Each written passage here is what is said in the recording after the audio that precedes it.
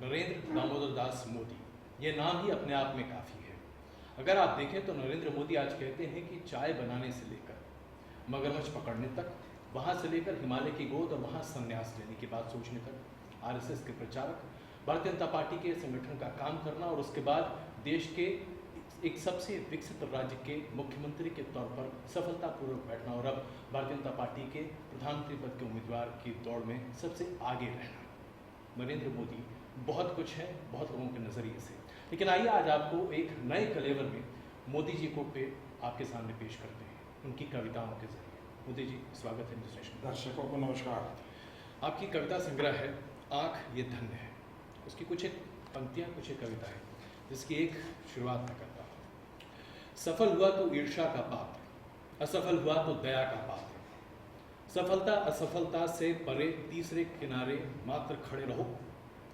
कायरता मन में समाती नहीं और परमात्मा की क्यों है परवाह, जीवन संपूर्ण जीर कर मैं चाहता हूँ मरना।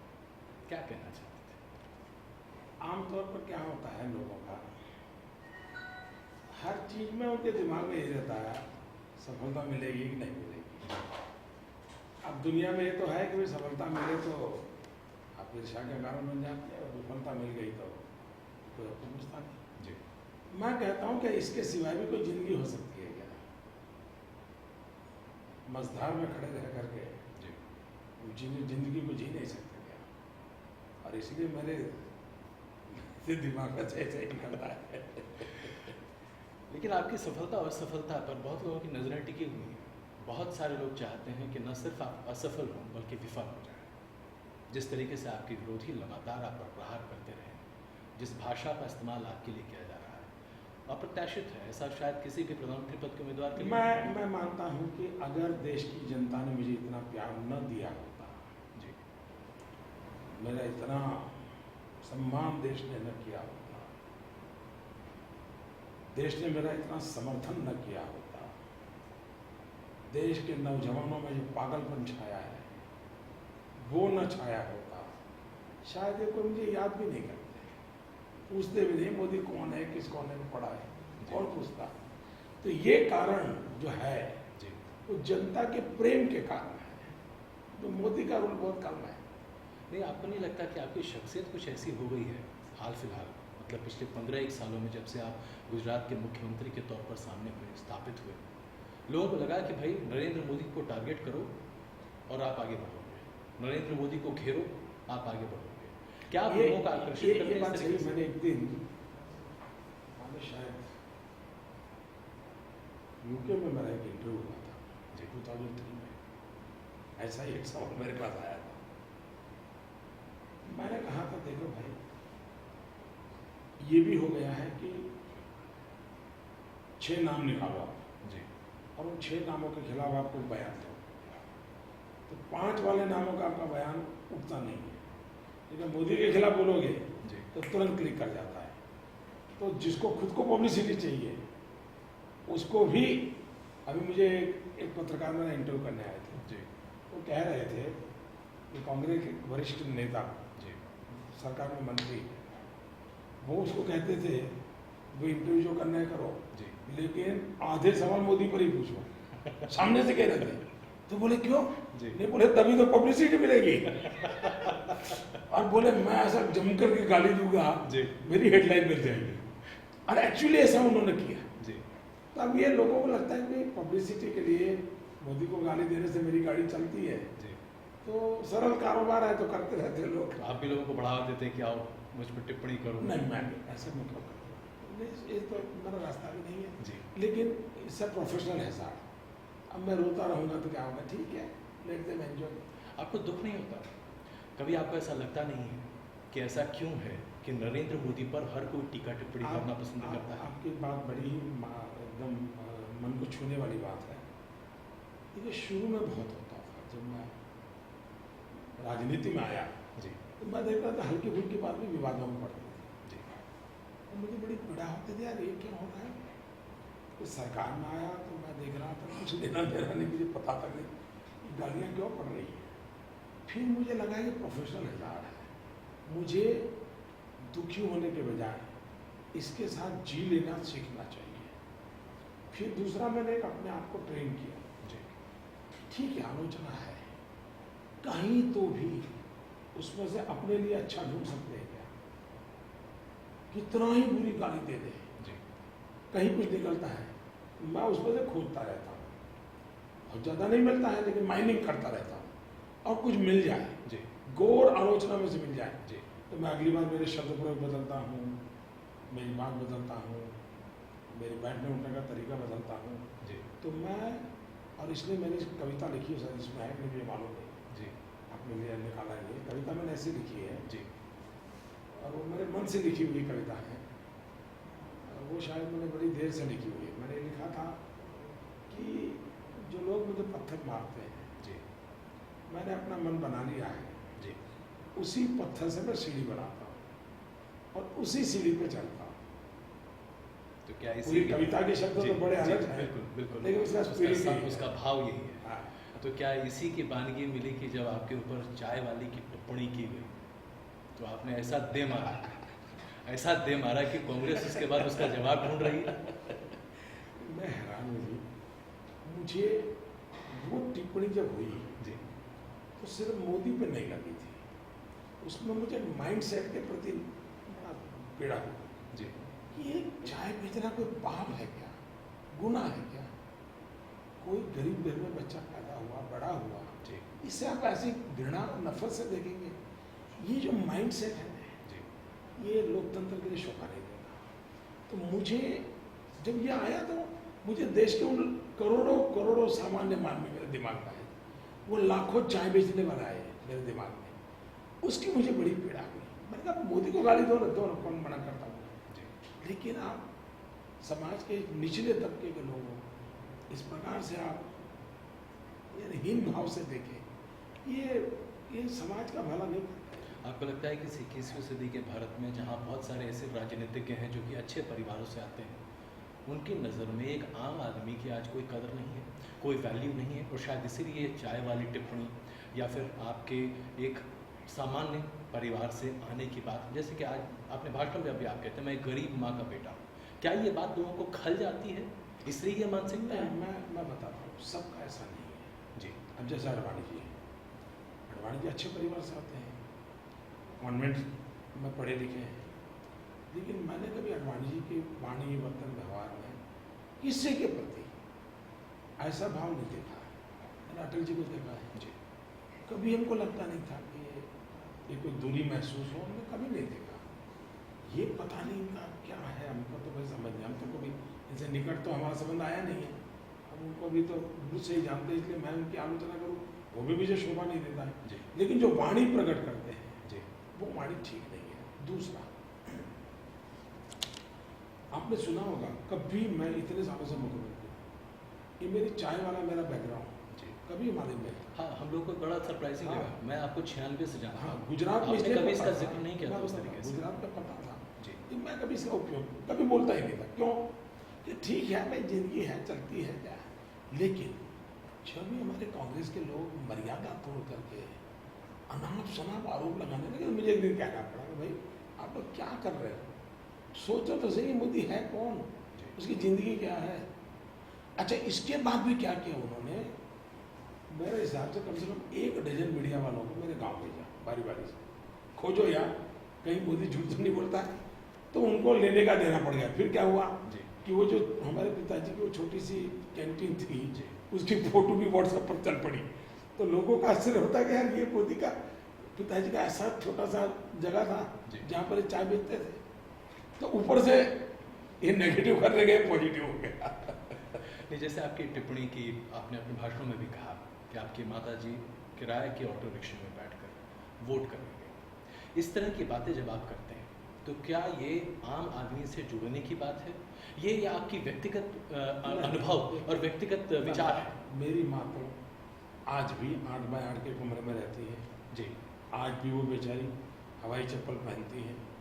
उसने जीवन में सुख वगैरह का सोचा है। जी मुझे क्या कहना है कि जो देश में राजनेताओं को मैं कहना चाहता हूँ कि क्या भ्रष्टाचार के बिना जी नहीं सकते क्या? या पैसे ही सब कुछ होते हैं क्या? अपने देश की जनता को भी कहना चाहता हूँ ऐसा नहीं है कि जीवन में पैसा सब कुछ है। मतलब मैं 4 बार मुख्यमंत्री रहा हूँ और एक अच्छे राज्य का मुख्यमंत्री रहा हूँ, फिर भी मैंने कहा मेरी माँ जी सकती है ऐसे, और इसलिए बुरा करना पड़ता है, राजनीति में तो चलता है। ये जो एक साइकोलॉजी डेवलप हुई है और राजनेताओं ने लोगों के मन में फिट कर दिया है, ये तो सही नहीं है जी। लोगों को पता चलना चाहिए भाई आप सादगी से भी जी सकते हो, ईमानदारी से जी सकते हो। नहीं, आप जब कहते हैं कि ना मैं खाता हूँ न खाने दूंगा, तो क्या ये मतलब है कि इस देश में जो लोकपाल को लेकर इतना बड़ा जन आंदोलन हुआ, लोग चाहते थे कि लोकपाल आए, भ्रष्टाचार पर नकेल कसी जाए, क्या वाकई में आप मानते हैं कि हमारे देश में भ्रष्टाचार को हम रोक सकते हैं? कि देखिए, आम आदमी जब भ्रष्टाचार की बात करता है तो मान के चलता है कि चाहे कुछ भी कर लो भाई, घूस तो देना ही पड़ेगा। इसको क्या आप रोक पाएंगे? दो चीजें हैं। देखिए, ये लोकपाल वगैरह विषय है ना जी, ये पोस्ट करप्शन ऑपरेशन है। तो करप्शन होने के बाद क्या जी, कानून हो, लोकपाल हो, तो बात की बात है। प्रिवेंटिव के पर सोचना चाहिए, नहीं सोचना चाहिए। हमारे देश में डिबेट को प्रिवेंटिव पर लाने की आवश्यकता है जी, हम पोस्ट करप्शन की बात बहुत की है, वो भी गलत है ऐसे मैं नहीं कहता, लेकिन प्रिवेंटिव पर भी देखना चाहिए। मैं उदाहरण देता हूँ, मैं 87-88 में पॉलिटिक्स में आया, तब तो गुजरात में हमारे पास कुछ था नहीं। पहली बार हम अहमदाबाद म्युनिसिपल कॉर्पोरेशन जीते। जीतने के 4-6 महीने के बाद भी शिकायत आने लगी, ये जनसंघ वाले हैं, भाजपा वाले हैं, करप्शन हो रहा है। मैं तो नया नया था, तो मेरा इन चीज़ों में ज़रा गर्मी ज़्यादा थी, प्रैक्टिकल लोग समझ नहीं था हमको। हमने सब कॉर्पोरेटरों को बोला, मेरा क्या है, लोगों को पूछा तो बोले ये बर्थ सर्टिफिकेट या डेथ सर्टिफिकेट लेने जाते हैं तो 10-10 रुपये देना पड़ता है ऊपर से, और जो लेता है वो कहता है मुझे ऊपर देना है। मैंने कहा है कौन ऊपर लेने वाला, तो ऊपर लेने वाला कोई नहीं, तो वही रखता था। हमने कहा एक सॉल्यूशन है, मैंने कहा यहाँ बोर्ड लगाओ कि जो ऑफिशियली 5 रुपये एक्स्ट्रा फी देगा उसको 48 आवर में सर्टिफिकेट उसके घर पहुँच जाएगा। इनकम बढ़ी, क्लार्क की रिस्पॉन्सिबिलिटी बन गई और सर्टिफिकेट पहुँच गया, करप्शन गया नहीं गया। उसी प्रकार से जी, बिल्डिंग कंस्ट्रक्शन की परमिशन कॉर्पोरेशन में लेनी पड़ती थी। मैं तो जब राज पर सीखने लगा, नया आया था, तो उसमें क्या होता था, वो बेचारा अपना प्लान पास करने के लिए कॉर्पोरेशन में भेजता था। ये अफसर लोग जैसा मकान का साइज उनका रहता है, इतने फीट वाला है तो इतना करप्शन देना पड़ता। मैंने कहा क्या मतलब है भाई? मैंने क्या किया, मैंने सब आर्किटेक्ट्स को बुलाया, इंजीनियर को बुलाया, आई एम टॉकिंग अबाउट 88। जी, मैंने उनको कहा, मैंने कहा भाई एक काम करो, मुझे आप 15 मीटर का घर हो तो क्या, 30 का हो तो क्या, 40 का क्या, 80 का, एक 10-10, 15-15 डिजाइन बना करके दे दें। और हमने ऑफिशियली एक 200 डिजाइन ऑफिशियली डिक्लेयर कर दी। इसमें मैंने कहा अगर आप लिखते हो कि 9B की डिजाइन वाला मकान है मेरा, तो तेरे परमिशन लेने की जरूरत नहीं, तुम्हारी जी करो, करप्शन गया नहीं गया। सिंपल रास्ते हैं जी, जी, कोई इनिशिएटिव नहीं, समस्या का समाधान हो सकता है। दूसरा, 2 प्रकार के करप्शन है। एक, कभी रेलवे के अंदर किसी को जल्दी जाना है तो टीटी को दे दिया, तो दोनों को फायदा मिल वाले हैं। जी, सबसे बड़ी चिंता का विषय है पॉलिसी मेकिंग में करप्शन। जी, मैं एक ब्रिज बनाने के लिए देता हूँ, ब्रिज वीक बनता है, क्यों? तो उसमें से मैंने 500 करोड़ मारा है, मैं देश का नुकसान करता हूँ। देश के महत्वपूर्ण निर्णयों में इसको 0 टॉलरेंस होना चाहिए, कभी भी माफ नहीं करना। क्या करना चाहिए उसके लिए? क्या आपको लगता है कि लोकपाल कानून अपने आप में काफी? मैं बताता हूँ जी, एक, state must be policy driven, black and white में पॉलिसी करनी चाहिए। जी, और पॉलिसी में भी मैंने तो गुजरात में क्या किया है, ड्राफ्ट पॉलिसी को मैं ऑनलाइन करता हूँ। सरकार में क्या कहते सीक्रेट रखते जी, हैं, जी, मैं ड्राफ्ट पॉलिसी भी डिक्लेयर कर देता हूँ। लोगों को कहता हूँ इसको देखो, कुछ कमियां हैं क्या, लाओ। महीने भर में लोग डालते हैं, तो हमारे अफसरों ने जो सोचा है, कोई विस्टेड इंटरेस्ट ग्रुप का इंप्रेशन है, जी, सारा निकल जाता है और पॉलिसी बनती है। फिर सारे निर्णय पॉलिसी के आधार पर होते हैं। ग्रे एरिया मिनिमम हो जाता है, जीरो तो नहीं हो सकता है, जी। कोई इंसान इतना तो कर नहीं सकता है, मिनिमम हो जाता है। और ग्रे एरिया मिनिमम हो जाता है तो डिस्क्रिमिनेशन के लिए किसी के हक में नहीं रहता है। कोई घर अपने ऑनलाइन देख करके बता सकता है इंटरनेट पे कि हाँ यहाँ मुझे इतना मिल सकता है, इतना नहीं मिल सकता है, तो करप्शन जाता है। तो एक स्टेट मस्ट बी पॉलिसी। जी।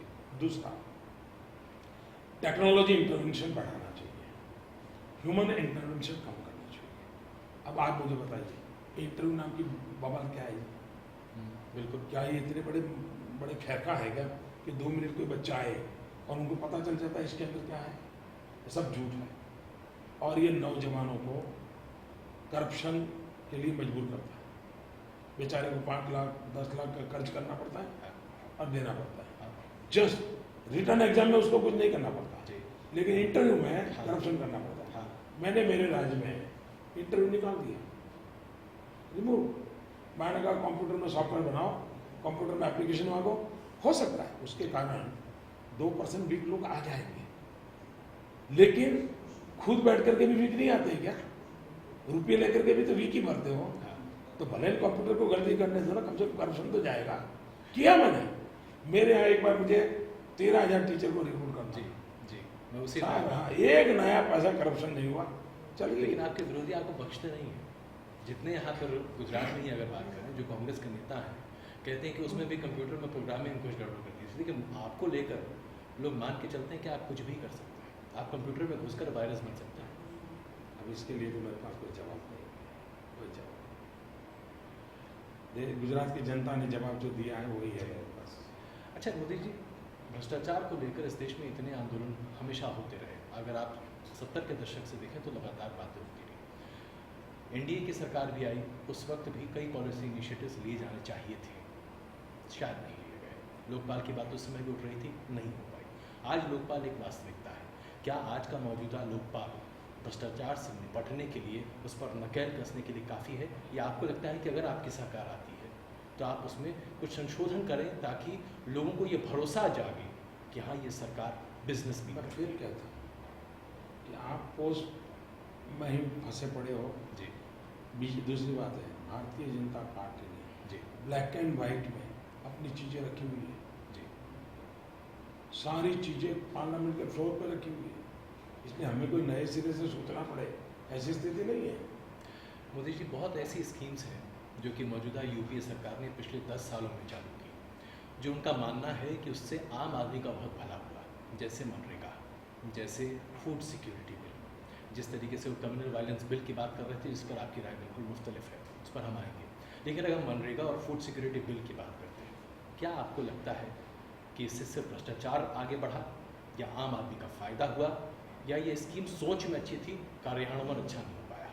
देखिए, जहाँ तक फूड सिक्योरिटी का बिल का विषय है, जी सबसे पहले उसको छत्तीसगढ़ की बीजेपी की सरकार लाई और बहुत अच्छे ढंग से इम्प्लीमेंट किया है। जी हमारा तो कहना है कि अभी भी छत्तीसगढ़ वाले मॉडल को देखिए भारत सरकार, जी ये हम कहते आए हैं, उन्होंने वो नहीं किया, ढीला ढाला करके छोड़ दिया। तो एक उनका पॉलिटिकल गिमिक है, उसमें कोई ताकत नहीं है। छत्तीसगढ़ में ताकत है, उन्होंने और प्रधानमंत्री का अवार्ड भी मिला है उनको इस काम के लिए। जी तो उसका स्टडी करना चाहिए।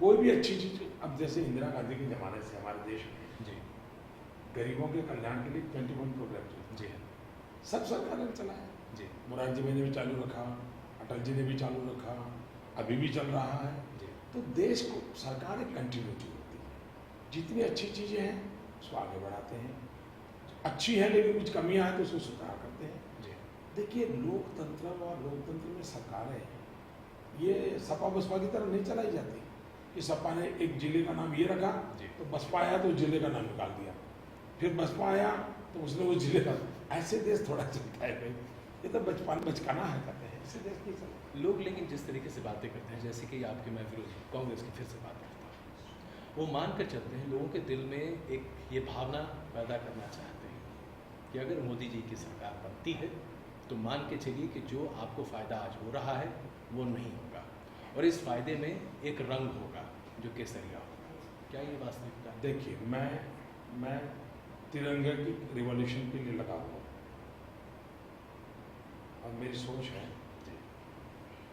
कि भारत का जो तिरंगा झंडा है वो क्रांति में चलता है, और उसमें जो ब्लू कलर का चक्र है वो क्रांति चक्र। 4 क्रांति मेरे दिमाग में है। एक है ग्रीन, और इसलिए मैं कहता हूँ green revolution, second green revolution is a must for the country. हरित क्रांति होनी चाहिए। और हरित क्रांति दूसरी जो है उसमें मेरे दिमाग में एक एग्रो टैग पर बल देना चाहिए, एग्रो इंफ्रास्ट्रक्चर पर बल देना चाहिए, एग्रो मार्केटिंग का नेटवर्क खड़ा करना चाहिए, एग्रो वैल्यू एडिशन पर बल देना चाहिए। पूरा पैकेज बना करके आगे बढ़ना चाहिए। That should be our green revolution. दूसरा है वाइट रिवॉल्यूशन, श्वेत क्रांति। उसमें मुख्यतः मिल्क की बात मैं कर रहा हूँ।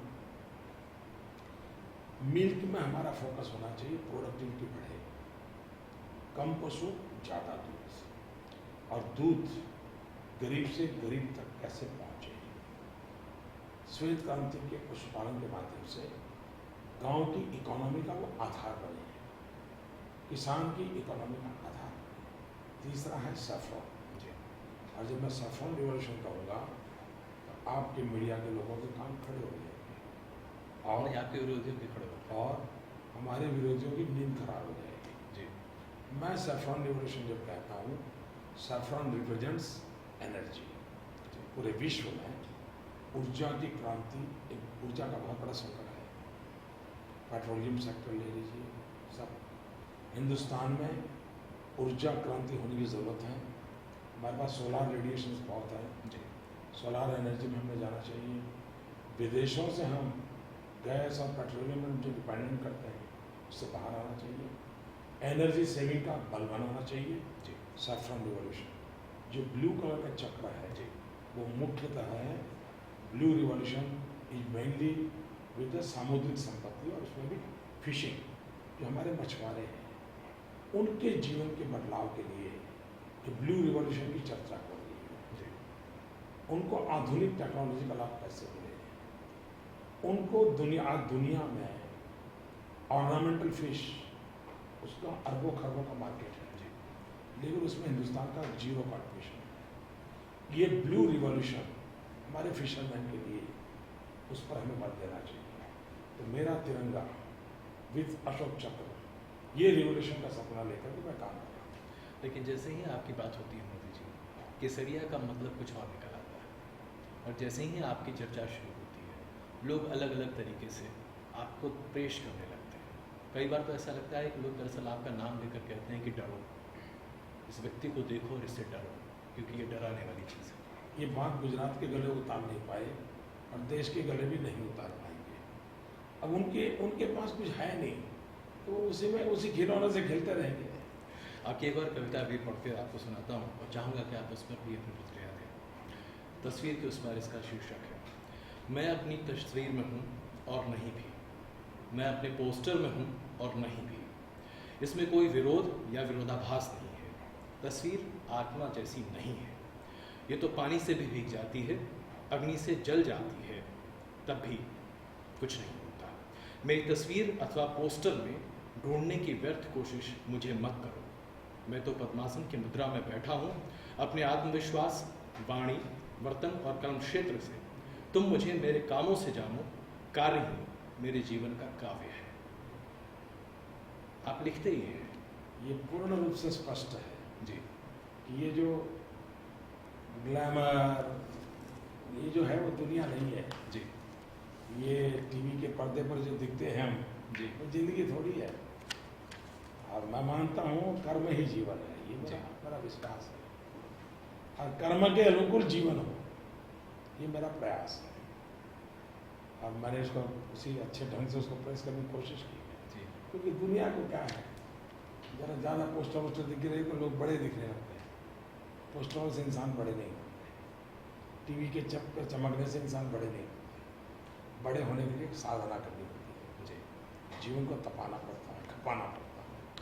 और मेरा सौभाग्य रहा कि जिन्होंने मुझे ट्रेन किया है, जी जिनकी उंगली पकड़ के मैं चढ़ा, उसने मुझे तपाया भी है और मैंने अपने आप को खपाया भी है। ऐसा क्यों होता है मोदी जी कि जब आपके भाव इस तरह के हैं, आपके विचार ऐसे हैं, आप अपने काम के लिए जाना चाहते हैं, लोग आपको किसी और ख्याति से जानना चाहते हैं, क्यों?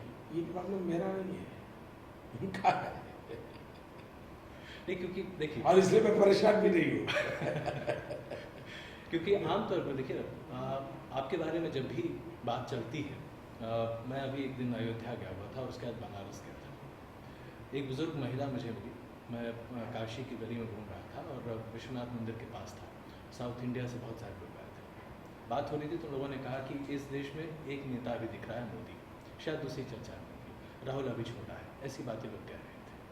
दूसरी तरफ लोग ऐसा मानते हैं कि आप बड़े ही एरोगेंट है। इस शब्द का हिंदी क्या होगा मैं नहीं जानता, लेकिन ये शब्द आपके लिए बार बार इस्तेमाल किया जाता है। ऐसा क्यों है कि आप दो तरह की प्रतिक्रिया लाते हैं? या तो लोग आपको पसंद करते हैं या फिर लोग आपको नापसंद करते हैं, और नापसंद करने वाले लोगों की ध्वनि और स्वर बहुत बुलंद है। देखिए, ये तो संभव नहीं होता है लोकतंत्र में कि 100% लोग आपको पसंद करें। जी। और कौन है इस देश में विरोध से बचा? गांधी को भी गोली मारने वाला निकला था, जी। बुद्ध के भी कान में सुई ठोकने वाला मिला था। कौन बचा है जी? मोदी तो छोटा बच्चा है जी, उसका तो विरोध बड़ा स्वाभाविक है और मुखर करके होगा। जी। तो इसके कारण कोई आदमी बुरा नहीं हो जाता है, उसके कारण बुरा नहीं हो जाता है। लेकिन व्यक्ति को खुद मिलकर के जब अपना ओपिनियन बनाए, वही फाइनल मानना चाहिए अपने एक्सपीरियंस से। कोई मुझे कह दे कि अजय ऐसा है, अजय वैसा है, अजय जितना है, जी। मैं जब अजय को मिलूंगा तब देखूंगा क्या है। आप एरोगेंट हैं क्या मोदी जी? देखिए, ये सवाल ऐसा है कुल मिला के, जी। मैं बताता हूँ, इसको कोई फिलोसफी मत समझना, मैं कविता लिख दी पड़ेगी। एक बार संग्रह आ जाएगा। मैं बताता हूँ। जी। ये जो है ना एरोगेंसी, वो जैसे दो हाथ के बिना ताली नहीं बजती, वैसे दोनों तरफ एरोगेंसी का एलिमेंट ना हो तब तक एरोगेंसी फील नहीं होती। जैसे एक संत बैठा है, संत के पास सैकड़ों लोग आते हैं, लेकिन कभी संत ये नहीं कहता है यार वो लाल कपड़े वाला आया था, बड़ा एरोगेंट लगता था, वो जो नाटा सा आदमी आया था वो बड़ा एरोगेंट था, नहीं बोलता। क्यों? इसके भीतर एरोगेंसी नहीं है और इसलिए वो रजिस्टर नहीं होती, इन दोनों है। लेकिन इसके अंदर एरोगेंसी होती, यार वो जरा गड़बड़ लगता है, जरा देखो। तो ये दो हाथ से जैसे ताली बजती है, मेरे भीतर एरोगेंसी होगी तभी मुझे आपकी एरोगेंसी फील होगी। अगर मेरे भीतर एरोगेंसी नहीं है तो मैं कभी किसी की एरोगेंसी फील नहीं कर सकता। और इसलिए एरोगेंसी बड़ी सापेक्ष होती है, बड़ा फिलोसॉफिकल मैं आपको आंसर देता हूँ। लेकिन मैं ये कहूँ कि मुझ में कोई ऐसी कमियाँ होगी ही नहीं, तो उससे बड़ा कोई एरोगेंट नहीं हो सकता है। मैं एक सामान्य इंसान हूँ, बहुत सामान्य परिवार में पल करके बढ़ आया हूँ। मैं आज सार्वजनिक रूप से कहता हूँ, बिना संकोच कहता हूँ, मुझ में वो सारी बुराइयां हैं जो एक इंसान में होती है। सब बुराइयां हैं, मैं छुपाने को बिल्कुल मैं ऐसा जनता से धोखा नहीं कर सकता। मुझ में वो सारी बुराइयां हैं जो एक इंसान में होती है। लेकिन मेरा सद्भाग्य है कि मुझे अच्छे मित्र मिले हैं, अच्छे मार्गदर्शक मिले हैं, और उन्होंने मुझे मेरे भीतर की अच्छाइयों को लेकर के चलने का सिखाया है। लेकिन बुराइयां भरपूर पड़ी है, आप लोग मेरी मदद करते रहिए ताकि बुराइयां हावी ना हो, अच्छाइयों से लेकर के चलता रहे। दो और चीज़ें हैं, दो शब्द और आपके लिए इस्तेमाल किए जाते हैं, अगर आप बुरा ना माने तो मैं कोई पूछना चाहूँगा। लोग कहते हैं कि आप बहुत, और ये आपके विरोधी है, आप बहुत मैनिपुलेटिव हैं, आप बहुत बारीक तरीके से लोगों पर काम करते हैं, और दूसरा कि आप बहुत घमंडी हैं, और ऐसे में आप में बड़ी डिक्टेटोरियल टेंडेंसीज हैं, आप फासिस्ट हैं। अब ये शब्द तो मैं सुनता हूँ, लेकिन मैं एनालिसिस करता हूँ, मतलब इसलिए मुझे लगा कि आप इसको बहुत सुनते रहे हो। अब माइन्यूटली काम करता हूँ, वो तो गुण है, वो कोई अवगुण नहीं है। हर चीज़ का बारीकी से अगर मैं काम करता हूँ, नहीं, वो बारीकी से मतलब सफाया होता है, जिस तरीके से लोग आपके मुझे बारे तो में ये कहते हैं। आप ये अर्थ भी मालूम होता है। देखिए इतना निर्दोष हूँ मैं इतना इनोसेंट हूँ मैं। लोग जो है आपके विरोधी जो है वो कहते हैं कि आप इतनी बारीकी से लोगों का सफाया करते हैं कि आपके विरोधियों का पता ही नहीं चलता। और पता नहीं, मतलब देखिए, आपको मैंने कहा, मैं आपको 96 से देखता आ रहा हूँ और हम लोग बहुत पुराने ज़माने से, मैंने आपको कभी इस तरीके से नहीं पाया। आपने जब भी कुछ रहा मेरे मुंह पे बोला, मुझे लगता है शायद आप ऐसे लोगों से डील करते होंगे, लेकिन ये लोग कहते हैं आपके बारे में। भाई मैं कैसे अपना एनालिसिस करूँगा जी? मुझे लगता है मैंने ज़िंदगी में ऐसा कोई सोचा भी नहीं, सोच भी सकता नहीं। लेकिन मैं तो जैसे आपने कहा, तो मैंने कहा अच्छी बात बस निकाली आपने क्योंकि मैं बहुत बारीकी से काम को करना मेरा स्वभाव है जी। और मैं बेसिकली बड़ा ऑर्गेनाइज पर्सन हूँ, बहुत बहुत ऑर्गेनाइज हूँ जी। मुझे एक चीज़ एक साथ 8 चीज़ें अपने आप सूझती जी। है। ऐसा गॉड गिफ्ट, इट्स क्वालिटी। दूसरा भाई, अब ये अहंकार, ये घमंड, या तो मैं कोई ऐसी गलती करूं, ऐसा कुछ बुरा कर दूं, तो ये सारे आरोप हट जाएंगे जी। कि वो आरोप दिखेगा, वो चलेगा। मेरा केस ऐसा है कि वो दिखता है नहीं, कोई है नहीं, तो फिर ऐसे चीज़ें चलाना सरल होता है। प्रूफ नहीं चाहिए, किसी को कह दिया भाई अजय घमंडी है, क्या प्रूफ लाऊंगा? कोई जरूरत नहीं, हाँ यार होगा घमंडी, तो ये ऐसे ही कुछ एक नेता है, मैं आपको नाम मिलाया था, दिग्विजय सिंह, कपिल सिब्बल, मणिशंकर अय्यर, जयराम रमेश, ये तमाम लोग, अगर जैसे हम लोग उनसे बात करते हैं, बार बार कहते हैं, अगर मोदी जी की सरकार बने ना, देख लेना तुम लोग सबकी क्या हालत होती है। वो आदमी डिक्टेटर है, वो आदमी फैसिस्ट है। और वाकई में मुझे अभी तक ये बात समझ में नहीं आई। गुजरात में तो आप सरकार चला रहे हैं, 4 बार से मुख्यमंत्री हैं, यहाँ कौन सा फैसिज्म चला रहे हैं? इसलिए मैं कहता हूँ ना भाई, या तो हमारा ट्रैक रिकॉर्ड देखिए जी। या उनका ट्रैक रिकॉर्ड सुनिए, दो में से एक है। मोदी जी आपसे बातचीत जारी रखेंगे, कुछ देर के लिए यहाँ पर रुक रहे हैं, वापस तुरंत आ रहे हैं।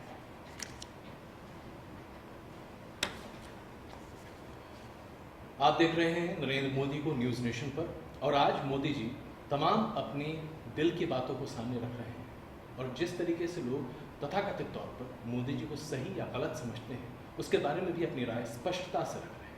मोदी जी, आपकी एक और कविता पढ़ रहा हूँ, गति का गीत। गोधरा की धूप संध्या के सूरज की सांस को कहाँ तक कष्ट देगी। सूरज की तेज सांस सर्दी की सुबह को कब तक काटेगी। दोपहर का सूरज काली सड़क को कहाँ रौंदेगा। अब तो रुक जाओ, मेरे सूखे खेत में त्रिशूल उगाना बंद करो।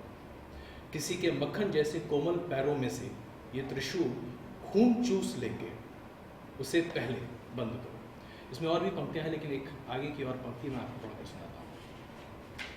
आपने इसमें आगे लिखा, इस दाग को रूपवान बनाना बंद करो। मुझे तो मध्याह्न के तपते सूरज का गीत गाना है। उसी बच्चे में तेज पैदा कर तुम इंतजार करो, इसके बाद के एल्बम में दाग नहीं होंगे। परंतु हाय, उससे पहले तो कितनी ही बच्चों का गरम गरम खून इन त्रिशूलों को जलाने के लिए बहा होगा।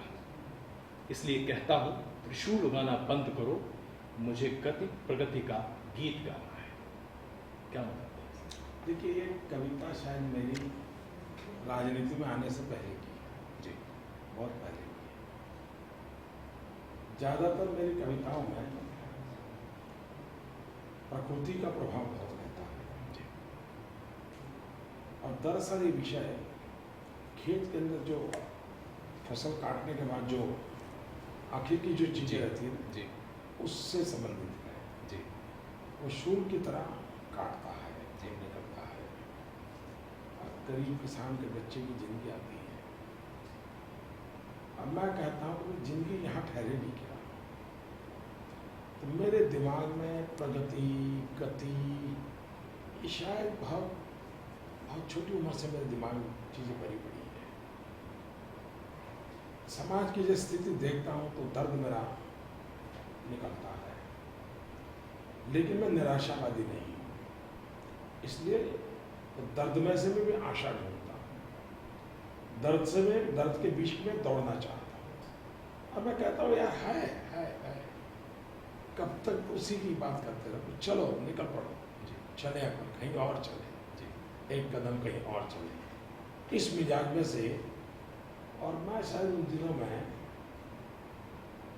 दाहोद के जंगलों में ट्राइबल की सेवा के काम में लगा हुआ था। और उन ट्राइबल लोग वो पहनते नहीं हैं, जी हाँ, पैर में चप्पल नहीं। पैर में चप्पल पहनते जी। हैं। और दाहोद के हमारे जो ट्राइबल हैं ज़्यादातर रोड बनाने का काम करते हैं। और रोड में जब डामर डालते हैं जी। तो इतना गर्म होता है, इनके पैर के नीचे वो होता है उनको पता ही नहीं होता।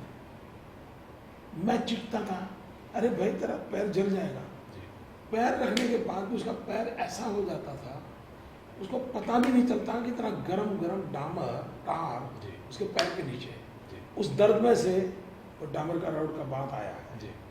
तो मैं उन ट्राइबलों के बीच में रहता था, तो मेरे मन में चीज़ें बहुत छूती थी। वो नरेंद्र मोदी जो इस तरह की कविता लिखता है, उस नरेंद्र मोदी के बारे में जब एक इंटरव्यू में आपने कहा, जो कुत्ते के पिल्ले का जिक्र बार बार आया और आपके विरोधियों ने उसे ताना बनाकर आपको दे मारा, आपको लगा नहीं कि भाई साहब जरा एक बार मेरी कविता तो पढ़ लीजिए? कोई ज़रूरत नहीं। देखिए इसमें क्या है, इस चीज़ में जिस फॉरेनर ने इंटरव्यू लिया था, जी। जब ये विवाद हुआ, एक फॉरेनर ने ट्वीट करके कहा जी। कि गलत कर रहे हैं आप लोग, न मोदी जी ने ऐसा कहा है न मैंने ऐसा लिखा है। जी। तो ये हमारे जो वेस्टर्न इंटरेस्ट ग्रुप है, जी। जिनकी अपनी रोजी रोटी न्यूज़ ट्रेडर्स की जो है, उनकी टोली का एक काम था। जी। दूसरा प्रॉब्लम जो है ना, अंग्रेजी भाषा में जो पढ़े लिखे बच्चे हैं, उनका भी एक प्रॉब्लम है कॉन्वेंट वालों का, कि उनको सचमुच में बहुत सी चीज़ें समझ नहीं आती। उनका इरादा गलत नहीं होगा, लेकिन बाय बट नेचर उनको समझ नहीं आता है। हमारे देश में कोई भी ये कहे कि भाई चींटी मर जाए तो भी मुझे दुख है, अब इसका मतलब ये नहीं कि आपको चींटी कहा, ये कहने का एक तरीका है। जी। और देखिए भाषा और भाव उसको समझना बहुत जरूरी है। अब जैसे हिंदुस्तान के लोग मिले हैं और मैं ये कहूँ कि राधिका तूने बांसुरी चुराई, जी। जैसे ही मैं कहूँगा राधिका तूने बांसुरी चुराई, आपके मन में कौन सा भाव आएगा? एक सात्विक, प्यार, रोमांस, डिग्री अलग अलग हो सकती है, वही आएगा। बिल्कुल। लेकिन यही मैं बात अंग्रेजी में कहूँगा, Radhika has stolen the fruit, आप ये कहोगे go to the police station and report. एक ही चीज भाषा में कितना फर्क होता है। तो ये समस्या उन लोगों की है जिनको भारत के भावों का अंदाज नहीं है, और उन्होंने चला दिया। अब मेरा नेचर नहीं है कि इसके पीछे लोपापति करने के लिए टाइम खराब करूँ। जो एक और दाग सही यार, क्या है 200 लगे तो 201 लग जाएंगे। अच्छा दाऊ, मैं भीतर से जी। अगर मैं भीतर से साफ हूँ, जी। मैं कहाँ रोता रहूँगा। दागों की बात करें मोदी जी, सद्भावना यात्रा के समय मैंने आपका इंटरव्यू उस समय भी किया था, और उसके अगले ही दिन वो तथाकथित तौर पर टोपी प्रकरण हुआ। उसके बाद एक टोपी कल्चर निकल पड़ा, कई सवाल आपके ऊपर दागे गए। आपने भी कहा कि भाई क्या ज़रूरत है टोपी पहनने की। सिंबॉलिज्म की ये राजनीति क्या वाकई में सिर्फ आपको टारगेट करने के लिए, आप सरीके के लोगों को टारगेट करने के लिए की जाती है? नहीं, मैं खुद लड़ाई लड़ता हूँ। इस लड़ाई को मैंने निमंत्रण दिया हुआ है। मैं इसके लिए किसी को दोष नहीं देता। Yes, I am the responsible person. मैंने कैसे? खुद, जी। मैं मानता हूँ जी। हमने देश को बांटा है, देश को तोड़ा है, इस प्रकार की राजनीति करके जी। हम क्यों किसी का भला नहीं करते। जैसे मैंने गुजरात में ठान ली कि मुझे 100% बच्चियों को स्कूल ले जाना है। अब जब 100% आया तो उसको कोई रंग होता है क्या, कोई पंथ होता है क्या? सरकार का काम यही होना चाहिए। ये सब गलत कर रहे हैं और मैं इसके खिलाफ लड़ाई लड़ रहा हूँ, और ये मैं इन चीज़ों को नहीं चलने देता। मैं मानता हूँ कि ये सारे जो सिंबल हैं, जो इबादत के लिए हैं, वो सियासत के लिए नहीं होनी चाहिए। मेरा साथ आपके रैली में फैज़ाबाद में श्री राम का पोस्टर पीछे था, उसे लेकर भी तमाम तरह की शिकायतें हैं। राम राज्य की परिकल्पना की बात आपने की, जो कि वाजपेयी जी भी करते थे, उसके पहले महात्मा गांधी भी करते थे। उसे लेकर भी आपके ऊपर आक्षेप। क्या हिंदुत्व वाकई में आपके ऊपर एक तीर की तरह इस्तेमाल किया जाता है? पहली बात है, मैं अभी आपके यहाँ इंटरव्यू देने के लिए आया हूँ। आपने यहाँ क्या सजाया मैंने देखा क्या, आके के मैं बैठ गया। अब कल निकलेगा कुछ यार वहाँ वो था वहाँ वो था, इसको मैं क्या करूँगा? इसके जवाब मैं कहाँ देता फिरता? लेकिन जो हिंदुत्व की एक छवि आपके साथ बना ली गई, आरएसएस के प्रचारक आप रहे, आपने इस बात को कभी छिपाया नहीं। आप जाहिर सी बात है प्रचारक रहे हैं तो आप आरएसएस की आइडियोलॉजी को अपना मानते रहे हैं। हिंदुत्व क्या वाकई में घृणा पात्र है? क्या हिंदुत्व एक आइडियोलॉजी के तौर पर गलत है? आप क्या मानते हैं? देखिए, भारत के सुप्रीम कोर्ट का एक जजमेंट है और हमने इसको अब विवाद करने की जरूरत रहती नहीं। जी। सुप्रीम कोर्ट ने कहा है कि हिंदुत्व ये रिलीजन नहीं है, इसलिए उसको रिलीजन के साथ जोड़ना ठीक नहीं है। सुप्रीम कोर्ट ने कहा ये वे ऑफ लाइफ है और इसलिए अगर सुप्रीम कोर्ट की इस बात को हम कहें तो बाकी सारे विवाद बेकार है। लोग फिर इसे क्यों आपके गले में घंटी के तौर पर बांधकर आपको डुबोने की पूरी तैयारी करते हैं? ऐसा है, उनको प्रयत्न करने दो भाई, उनको प्रयत्न करने दो, उनका वही रास्ता है। जी।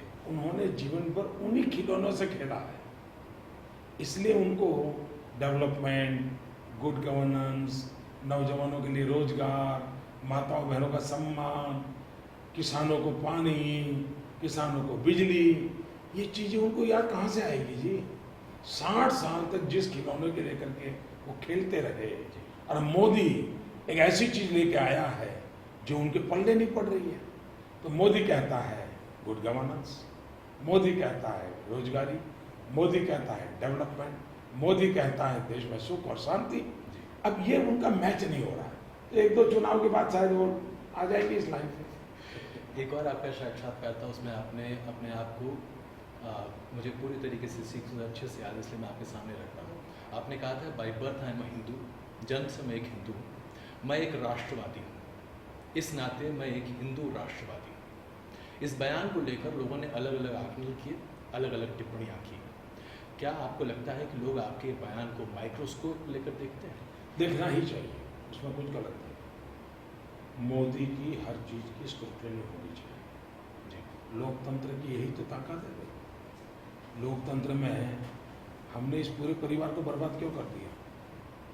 क्योंकि किसी ने, आप लोगों ने हिम्मत ही नहीं दिखाई उनको सवाल पूछने की, उनकी आलोचना करने की हिम्मत नहीं दिखाई, इसलिए उन पूरे परिवार तबाह हो गया। आज आकर के काम खड़ा है। मैं तो चाहता हूँ आप लोग औरों की 10 आलोचना करते हैं, मेरी 20 करो। उनके चमड़ी उधेड़ते तो मेरी बाल की खाल भी उधेड़ो। भाई ये तो तपने से तो फायदा होता है जी। ये तो अच्छी चीज है। लोकतंत्र में क्रिटिसिज्म, ये तो लोकतंत्र की आत्मा है। क्रिटिसिज्म नहीं होगा तो देश अटक जाएगा, विकास व्यक्ति का भी अटक जाएगा, इवन मोदी भी ठहर जाएगा। मैं तो मानता हूं जितना ज्यादा क्रिटिसिज्म है अच्छा है, लेकिन दुर्भाग्य क्या है, क्रिटिसिज्म नहीं होता है।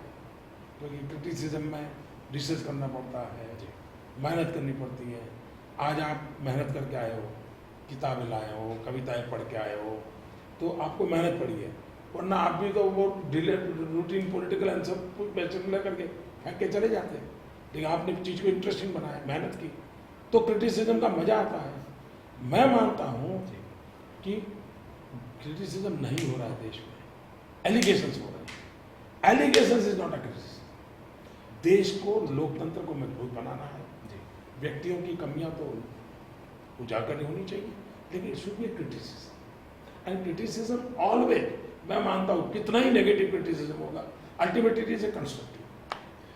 अगर मैं कुछ एक बयान आपके सामने रखूँ, हालांकि उससे कई बार बड़ी दिक्कत भी आती है, जैसे सोनिया जी ने कहा आप नफरत की खेती बोलते हैं। उसके पहले गुजरात के चुनाव में एक और उपाधि आपको दी गई थी, मैं उपाधि ही कहूँगा उसे। इस तरीके की कई भाषा आपके लिए किया जाती है। राहुल गांधी भी आपके लिए कई तरह की टिप्पणियाँ करते हैं, जिसका जवाब बखूबी आप अपनी रैलियों में देते हैं, मैं उन्हें दोहराना नहीं चाहता। उसी लिहाज में अगर हम देखें तो प्रियंका गांधी ने यहाँ तक कह दिया, जब आपने कहा कि वो मेरी बेटी की तरह है, कि मैं राजीव गांधी की बेटी हूँ। लोग आपके ऊपर खास करके, आप ऐसा कहा किस इंटरव्यू में कहा? आपने एक दूरदर्शन के इंटरव्यू में, आप दूरदर्शन का इंटरव्यू दिखा दीजिए, मेरी बेटी की तरह है, दूरदर्शन का इंटरव्यू दिखा दीजिए, मैं चैलेंज करता हूँ जी। और मैं चाहूँगा जी, ये काम अजय जरूर करें। बिल्कुल हम जरूर करेंगे। और ये शब्द आप निकालें जी, तो सार्वजनिक जीवन को तो आपने ये नहीं कहा था? वही तो मैं कह रहा हूँ, आप देख लीजिए ना। क्योंकि पूरा लेकिन ये बात चर्चा जरूर है। मुझे आश्चर्य हो रहा है कि अजय जैसा इतना सीनियर जर्नलिस्ट, उसको अभी तक वो दूरदर्शन का इंटरव्यू देखने की फुर्सत नहीं मिली। क्या करें, आपने अरे कर लो भैया, कर लो, आपने इतना पहला काम वो कर लो, पहला काम वो कर लो, पूरा इंटरव्यू अवेलेबल है जी। तो अगर आपने ये नहीं कहा, अगर आपने नहीं कहा, चलिए मैं आपकी बात तो गलत नहीं मानता, अगर आपने नहीं कहा तो फिर प्रियंका गांधी को जरूरत क्यों आन पड़ी को कहे कि मैं राजीव गांधी की बेटी हूँ? ऐसा है उस इंटरव्यू में ऐसा, अच्छा उस इंटरव्यू में इतना बवाल क्यों हुआ? ओहो भाई, दो विषय अलग अलग है।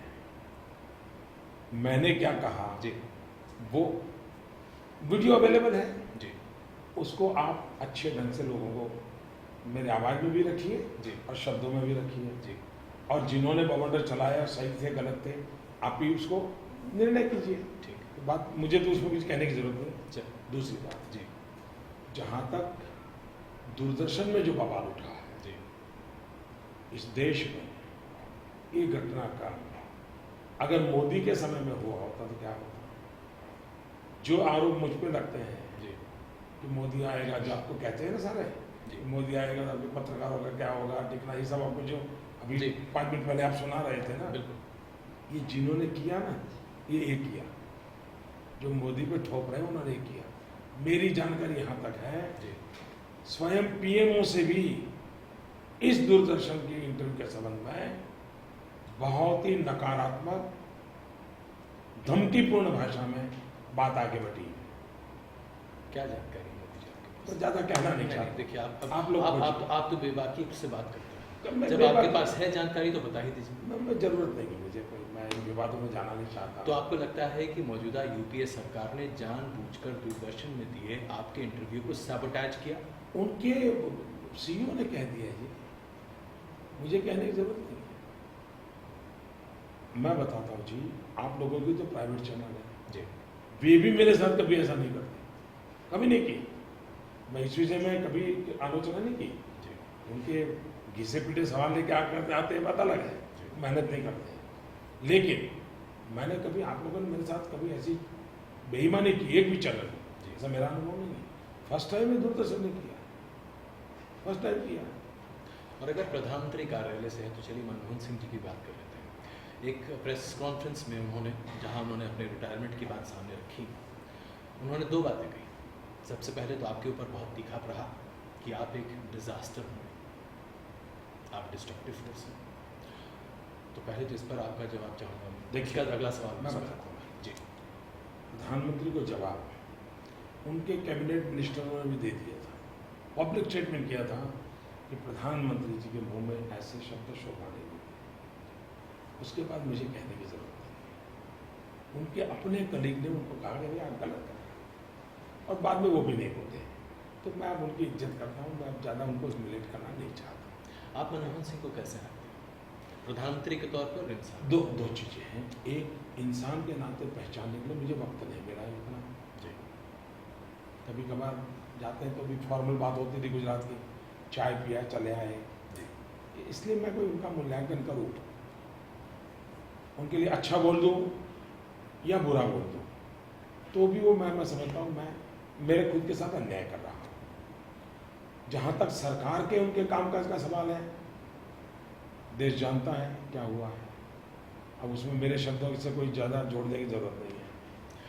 उन्होंने अपने इस प्रेस कॉन्फ्रेंस में कहा कि पत्रकार भले ही मुझे ठीक तरीके से आके या ना आके, लेकिन इतिहास मुझे सही तरीके से आके। क्या आपको लगता है कि विरोधियों से लेकर पत्रकार लोगों ने और मीडिया हाउसेस ने और मीडिया ने प्रधानमंत्री मनमोहन सिंह को गलत आंका? ये विषय आंकने वालों और मनमोहन सिंह के बीच का है, मुझे उसमें लाने की जरूरत नहीं है। देखिए, आप प्रधानमंत्री पद के उम्मीदवार हैं, भारतीय जनता पार्टी की तरफ से प्रत्याशी हैं, हो सकता है कि कल को आपकी सरकार हो, ये सवालों से पूछने का मौका नहीं मिलेगा। नहीं तो मेरी भी आलोचना होगी, इसमें क्या है। लेकिन आपको लगता है कि इतिहास मनमोहन सिंह को अच्छी नज़र से देखेगा? मैं कहता हूँ जी, एक तो मैं इतिहासविद नहीं हूँ और नहीं मेरे जिम्मे को इतिहास लिखने का काम है, जी, इसलिए इस विषय के जो जानकार लोग हैं वो उनके और मनमोहन सिंह के बीच का विषय है, समय रहते पता चलेगा। कुछ व्यक्तियों के बारे में आपकी टिप्पणियां जानना चाहूँगा। सोनिया गांधी जी को देखकर क्या लगता है आपको? क्योंकि 2004 में उन्होंने अपने आप को त्याग की मूर्ति के तौर पर देश के सामने पेश किया। आज आपका आकलन क्या है उनके बारे में? मुझे इन सारे विषयों में उतरना नहीं और नहीं इसके लिए समय है। मैं कौन होता हूँ लोगों को सर्टिफिकेट देने वाला? भाई, हमारी एक राजनीतिक लड़ाई है, राजनीतिक विचारों पर हम अपनी बात बताते हैं। बाकी चीज़ों में जाना मैं कम से कम मुझे तो ठीक नहीं लगता। एक और सवाल इसी मुद्दे पर, प्रियंका गांधी और राहुल गांधी आपके ऊपर बहुत तीखे प्रहार करते रहे हैं लगातार। आप उन्हें राजनीतिक विरोधी के तौर पर देख सकते हैं, हालांकि प्रियंका गांधी आपके राजनीतिक विरोधी नहीं है। क्या आपको लगता है कि अगर देश की बागडोर उनके हाथों में चले जाए, राहुल गांधी के हाथों में, तो क्या वो एक अच्छा नेतृत्व दे सकते हैं? ये काबिलियत उनमें है? इस चुनाव के अंदर इस विषय में मैं भरपूर बोला हूँ, बहुत बोला हूँ। अब कांग्रेस पार्टी से, कांग्रेस से मुक्त भारत की बात कर रहा हूँ मैं जी। हम पब्लिकली बोले हैं, कोई दुविधा नहीं है। जब तक कांग्रेस है जी, देश को बहुत बड़ा संकट है, मानते हैं, कन्विक्शन से बोलते हैं, कोई राजनीतिक नारेबाजी नहीं है। बहुत सारे क्षेत्रीय दल हैं जिनके नेता अपने आप में बहुत दमखम रखते हैं, जैसे तमिलनाडु में जयललिता, पश्चिम बंगाल में ममता बनर्जी, अगर आप देखें तो नीतीश कुमार बिहार में, मुलायम सिंह यादव, मायावती उत्तर प्रदेश में। इन लोगों के बारे में आपकी क्या धारणा है और इनको कैसे एक साथ लेकर चल पाएंगे आप? पहली बात है, मेरी हमेशा अपनी धारणाएं अपने पास रखता हूँ, वो सार्वजनिक करने की जरूरत नहीं होती, उचित भी नहीं होता है। राजनीति का अपना स्वभाव होता है, न तो परमानेंट दुश्मन होते हैं न परमानेंट दोस्त होते हैं। स्थितियाँ जैसे बनती हैं वैसे दोस्तियाँ भी बनती हैं, और इसलिए आज किसी तराजू में चीज़ों को रख करके तोड़ने का प्रयास नहीं करना चाहिए। आपकी एक और कविता, इससे पहले कि आपका वक्त हमारे साथ खत्म हो जाए, इसलिए उसे भी पढ़ देना चाहूँगा आपके सामने। ये है, अफवाहों को राख सा बिखेर देने का विवेक भी है, अफवाहों से भी जीवन जिया नहीं जा सकता। दोनों किनारों के बीच के सत्य को पाने की मुझ में क्षमता है। हर बात का सत्य अलग हो सकता है और होता भी है। मैं सिर्फ और सिर्फ सत्य से जुड़ा रहना चाहता हूँ। सत्य मेरे लिए सूर्य है और मेरा जीवन गायत्री मंत्र बन जाए, ऐसी मेरी हल्पत प्रार्थना है। लोग आप पर इतना फिर आक्षेप क्यों लगाते हैं अगर आप सत्य को इतना पूछते देखो हो? भाई, आपके मन में उलझन है वो तो मैं समझ सकता हूँ, आपके मन में सवाल है ये भी मैं समझ, लेकिन आपका एड्रेस गलत है। क्योंकि जो ये करते हैं उनको पूछना चाहिए, जिस पर बीत रही है उसको पूछने से क्या फायदा है भाई। अच्छा मोदी जी, प्रधानमंत्री बनने के बाद ऐसी सूरत में आप सबसे पहले क्या करना चाहेंगे? क्या आप वाकई में लोगों से जुड़ी योजनाओं पर ज़्यादा ध्यान देना चाहेंगे? आप चाहेंगे कि आम जनता की चीज़ों को प्राथमिकता दी जाए? क्योंकि कई सवाल हैं, देखिए, विदेश नीति से लेकर आर्थिक नीति तक तमाम चीज़ें हैं जो आपके सामने रखी जा सकती हैं। आपकी प्राथमिकताओं में से क्या सबसे पहले? देखिए, पहली बात ये है कि ये सारे विषय 16 तारीख के बाद के हैं। हमने देश की जनता को अवसर देना चाहिए 16 तारीख के उनकी आवाज़ को प्रकट करने का। 16 को एक बार जनता की आवाज़ प्रकट हो जाए, उस आवाज़ में मैं अपना सुर मिला करके जब जो कहना होगा जरूर देश के सामने कहता रहूँगा। जी, बहुत धन्यवाद म्यूजिशियन से बात करने के लिए। बहुत बहुत धन्यवाद करते हैं। बहुत धन्यवाद।